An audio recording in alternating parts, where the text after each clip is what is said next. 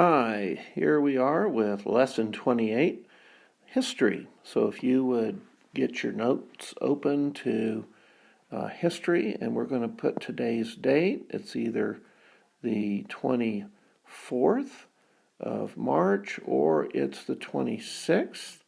If you are in the Tuesday or the Thursday class, please put that and circle it.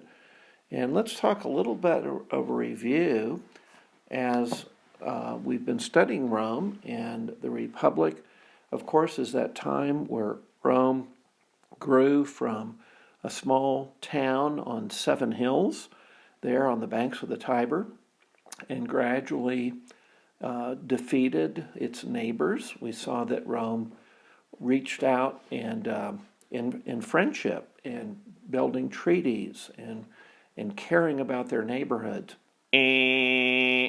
Not true.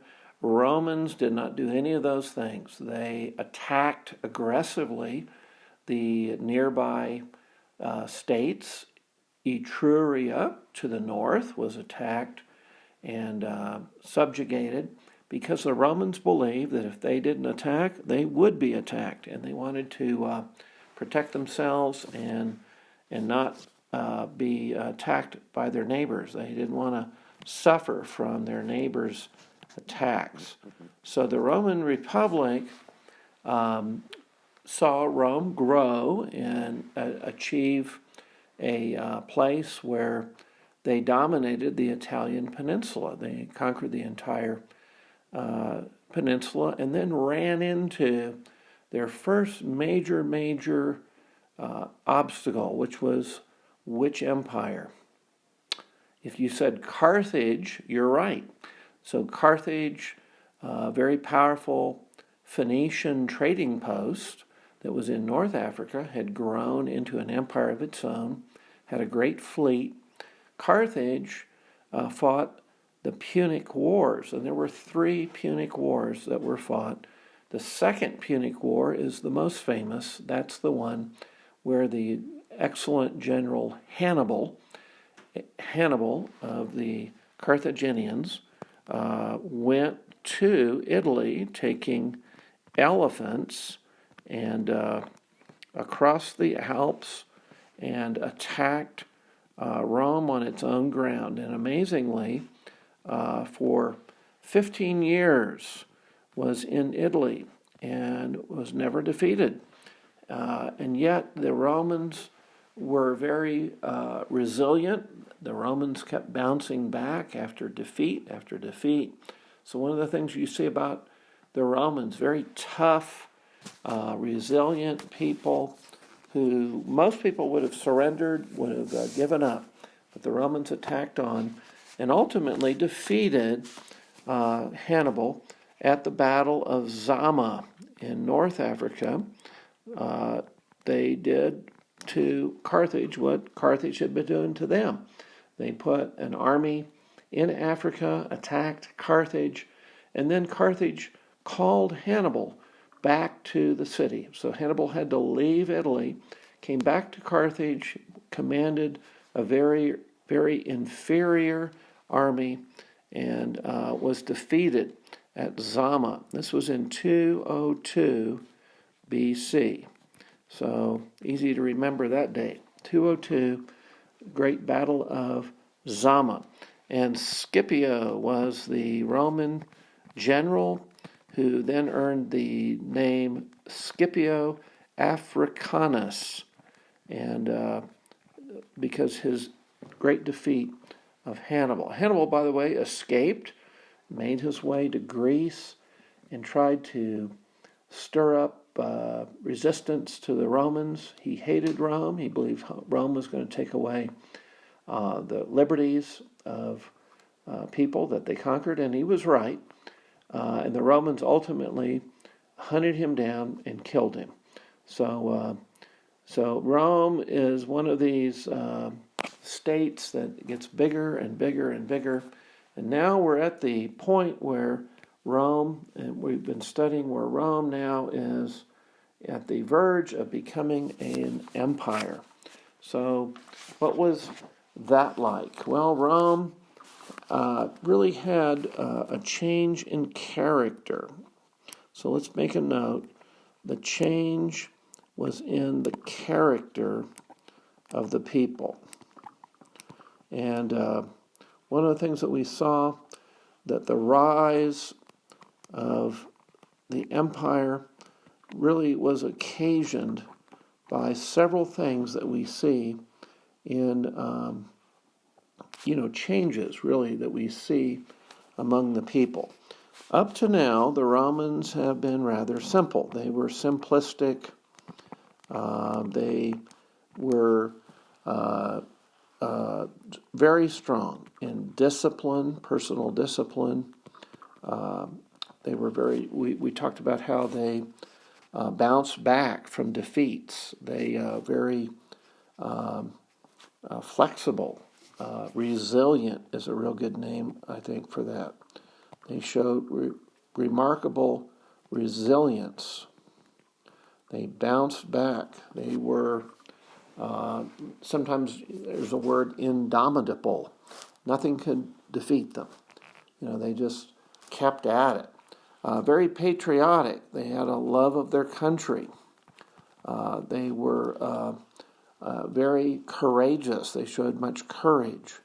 And over time, as Rome got bigger and bigger, and as great wealth came in, and just various factors, we're going to talk about a few of those, this changed. So the change was the Romans become immoral. There's more immorality. Immorality means they took other people's wives. They had a worldly view of things. Instead of being hard on themselves and strong and having what we would call virtue, they begin to lack virtue. They lacked goodness, moral goodness. In other words, stealing, corruption, lying, not being a man or a woman of your word. All those things began to happen. There was a worldliness. The things of this world became more important than their character. We would say they had begun to get a lack of character. There was a laziness that also began to prevail in Rome. A laziness. This laziness really came about, and people would actually hire, because they were wealthy, they would hire others to do what they should have been doing, like serving in the army or public service. They would hire others. And so all of these change the character of the Roman. The Roman becomes more what? Selfish, self-centered. See, and this can happen to anyone. This can happen to Americans. This could happen to English. This could happen in Mexico. Any country.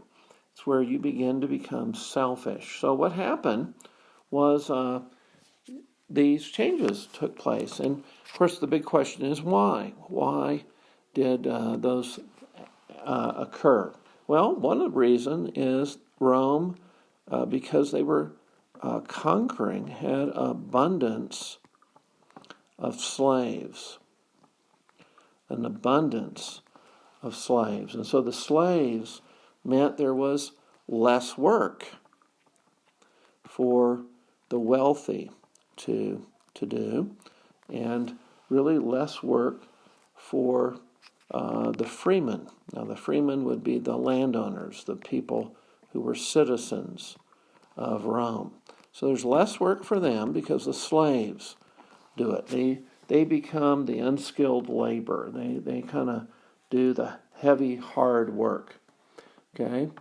And so a second, I think, big factor is the wealth that they brought in. The wealth began to cause their society to focus on entertainment. Because they had so much money, they turned to other things. They didn't have to be thinking about working all the time. Now they had much leisure time. And so they started looking for entertainment. Now, about this time, we're going to see a very immoral thing happen. We're going to see the Colosseum and what? I'm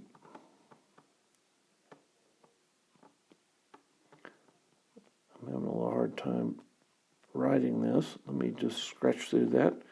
Put the Colosseum and gladiators and fighting that took place. And so we see all of this was entertainment and pleasure. There was a move toward pleasure. There was much overeating. People were getting heavy and overweight. The focus was no longer on just making a living and raising a family. Now it was how much stuff could you get, how many experiences could you have, and people began to travel, and there was tourism. Now none of those things are bad in and of themselves. There's nothing wrong with traveling. There's nothing wrong with being a tourist, but it began to dominate. See, it began to be the focus rather than what they did on, once in a while. It became more and more the focus of the culture. And so there was politicians who began to promise extra things. Politicians. They promised food for the masses. They promised also a lot of entertainment. Sometimes we call this bread and circuses. Bread and circuses. And so the bread and circuses began to erode the character of the Roman. Instead of being strong and courageous and self-discipline, there began to be a fostering. A fostering means this was encouraging laziness, because you could get all this stuff free. In fact, you could just vote yourself benefits. And so they saw that you could just get a politician who would be your man, so to speak, and you could vote benefits and get things for free.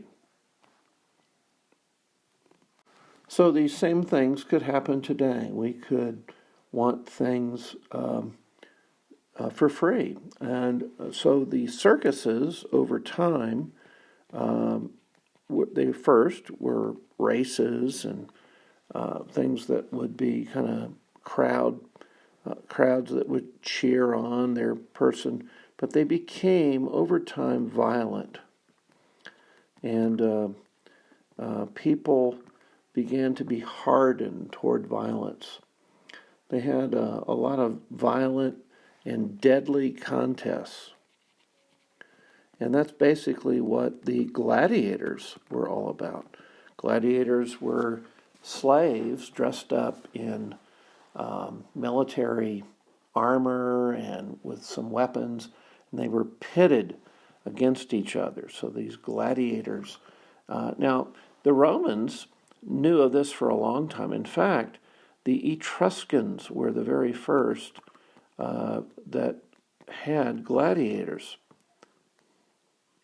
And remember, Etruria was just north of Rome. This is one of the things that was a negative thing that the Etruscans impacted the Romans with. But, see, the Romans used to, in the days of the Republic, early Republic, they would reject things that were bad for them. They had a strong character. Now, their character is becoming less strong. We would call it a weak character. There was weakness, and there was a softness that was very, very bad to see. So they even embraced having animals, wild animals, kill people. Contests between men and women, and men, and beasts in the Colosseum. So Another thing that was occurring about this time as well is there was a number of civil wars that were being fought. And generally, these were between military dictators and resulted in having a dictator. Now, your book, Julius Caesar, spoke about a lot about this because Pompey was a dictator who came into Rome, and he was accepted by the people because he was a military general who had conquered vast areas in the Roman world. And so we begin to see this large area and the success of the Romans because they were very organized, they were very warlike. They began having large, great areas under their rule. So all of this combined means that there's disorder. There is what we would see chaos that is beginning to result. Because we've got Rome very wealthy, men fighting each other to become the ruler, and we have these violent, they're embracing violence. And so in this environment, we have a great figure, Julius Caesar. He is a figure that he's very kind of unfathomable. It's hard to figure him out. He had many facets to his character. Some have said that he was, just like in Shakespeare's play, men like Cassius believed that he was ambitious. He certainly was, but he was going to use that ambition to further himself. Whereas men like Mark Antony believed that he was ambitious, but he would use and would give of himself to bless and help Rome. So which way was he? Well, at different times he appeared different ways. He seemed very ambitious. He was an ambitious man, and he really sought to be the sole ruler. Now, when we understand that a sole ruler would be known as an emperor, and then we also understand that there's never been a benevolent emperor or a benevolent dictator. That's because men are sinful. We are what? Broken. We make bad decisions. We are selfish. And so we need checks and balances. We need people to check and balance us. That's why in a republic we have 3 branches of government. So all the power of government does not rest on one person. It's divided between the executive, the legislative, and the judicial branches. So there is, with a supreme ruler, an emperor, there's no division of power. There's no way that the different branches can check and balance. So that's the what we would call the negatives. That's the danger. And we would say that an emperor is dangerous. Okay? So we would agree that Cassius was right in that sense. Now, was Cassius overly critical of Caesar? Probably. Was Cassius himself wanting greatness for himself? Did he want to rule himself? Would he also be selfish? It seems like he would be. It seems that he was even manipulative to the point of lying and trying to get Brutus on his side by lying and even throwing bricks through the window and making it look like lots of people were afraid of Caesar. So So, see, we all have that dangerous edge to us. All of us need checks and balances. There's no one. Jesus even said, there is none good, no, not one. None of us are good people. At heart, we're sinful. And the only good that's in us is what God does in our lives. And He's shaping us and making us loving and good people. But we still have that sinful tendency, don't we? So this is the difficult thing that we see with Caesar. Let's look a little bit about him. He was elected as a consul. A consul was one of the elected offices of Rome. He became and conquered Gaul. Gaul was France, today's France, and he even became governor after being the general that conquered Gaul. So he added Gaul to the Roman Empire. He also wrote a very famous book. He wrote the commentaries on the Gallic Wars. The commentaries on the Gallic Wars. And you can read this book. We actually read it in high school. As a matter of fact, we're reading it right now in high school, and it's one of my favorite books because it shows so much of what life was like and how the Roman armies worked, and the kind of it displays a lot of the kind of person Caesar was. He wrote it. He was the author, and so it's a very famous book. Why did he write this? Well, he wrote it to increase his popularity. So again, showing his ambition, he wanted to be popular in Rome, probably so he would be elected to, or if he seized power, which he did, the people would like it. They would be glad that he was seizing power. We know that he competed with Pompey. Let's put that down. He competed with Pompey. Now, remember to pronounce that properly. It's Pompey, not Pompeii. Pompeii was a city south of Rome that got buried with a big eruption from Mount Vesuvius. And Pompey is a general. So he competed with Pompey for the Romans' favor. Now, what did Pompey do? Well, Pompey had conquered Jerusalem. So he was very famous. He conquered Jerusalem for the Romans, and he'd done this in 63 BC.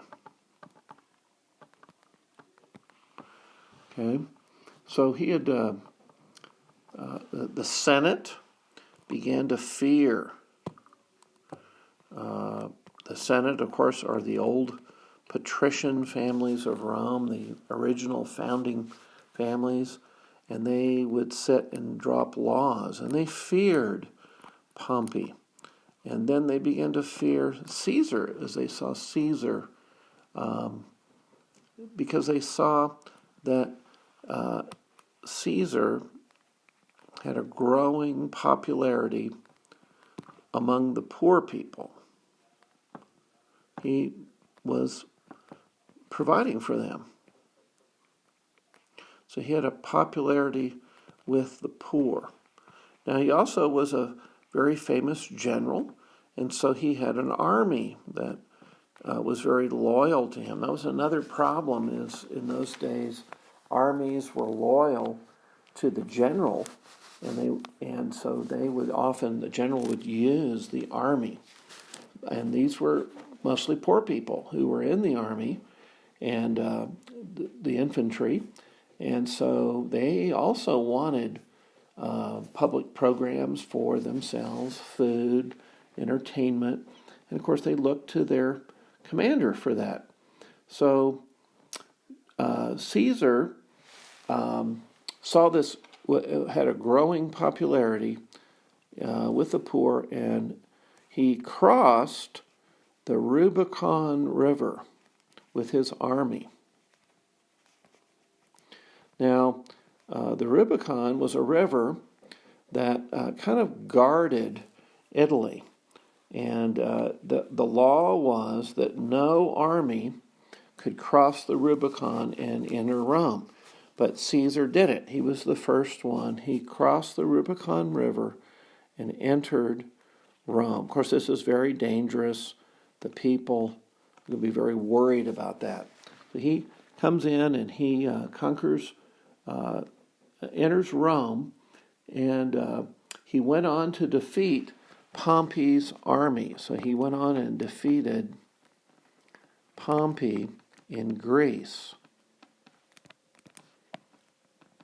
So now he looks like he is the one and only guy that can come in and take over the government. Pompey escaped this defeat, but Pompey was defeated in Greece. In fact, he was killed in Egypt. So they killed him in Egypt. Now, at this point, Caesar declares himself dictator for life. That'll be our last note here as we go on to our next part 2 of history. So he is declaring himself dictator for life.